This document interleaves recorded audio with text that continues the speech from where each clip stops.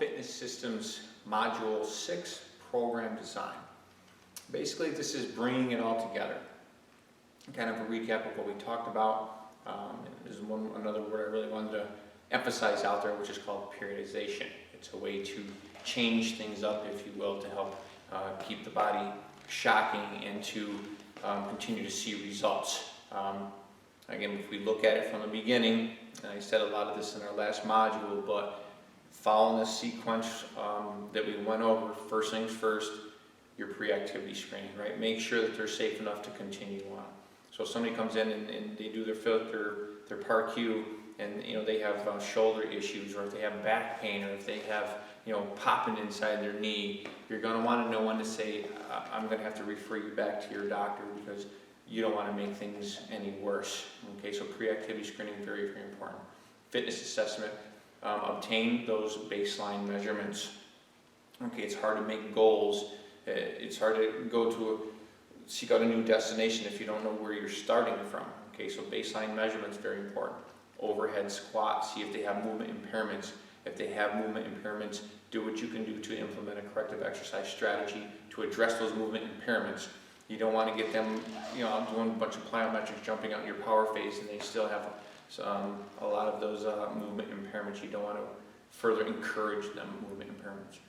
Keep in mind, I didn't mention this earlier, but remember, we're not going to be able to, and this is important to teach your client, we're not there and we're not going to be able to change their skeletal structure. Very important to mention that. Women's, the hips get bigger and they get that Q angle.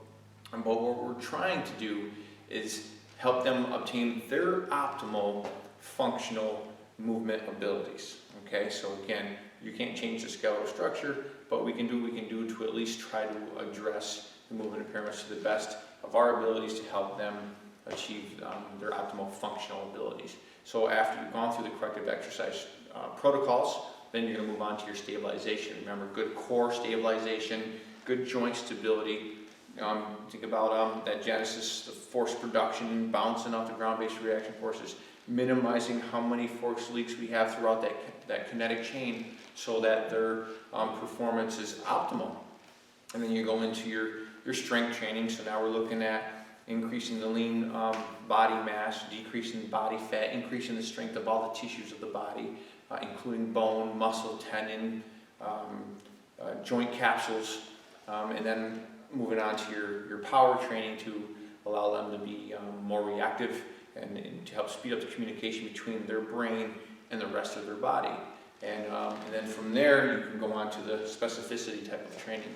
So if they're a football player, whatever position they're playing, you can move on to sport-specific type of conditioning.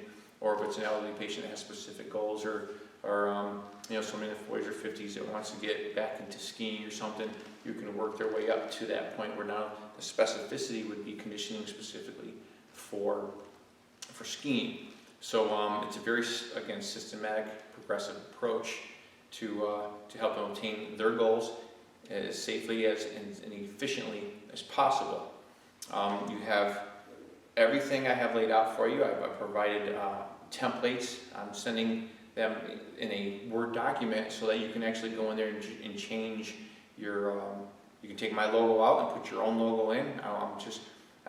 When I come up with this program, my goal was, if I can go back 20 years ago and somebody say, what would be the perfect thing I could give you, you can walk out tomorrow and be a personal trainer, this would be the program. It really would. I've narrowed down, I've cut out all of the big human movement sciences and the exercise physiology, because I'm assuming you already have that background. I zeroed in on exactly what you would need to know to get out there and start doing your personal training business, and provided all the paperwork. So print it all out, go on the Word document, put your own logo in there. I hope you're excited. I hope you learned a lot from this. I appreciate your feedback. There's other programs that I do. If you go on my website, www.power-up-training.com, I have other programs out there that I do.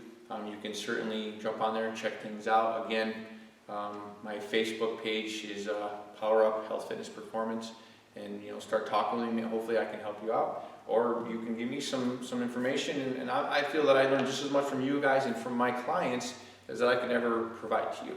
So again, I hope you enjoyed it, and best of luck with your personal training business. Thank you.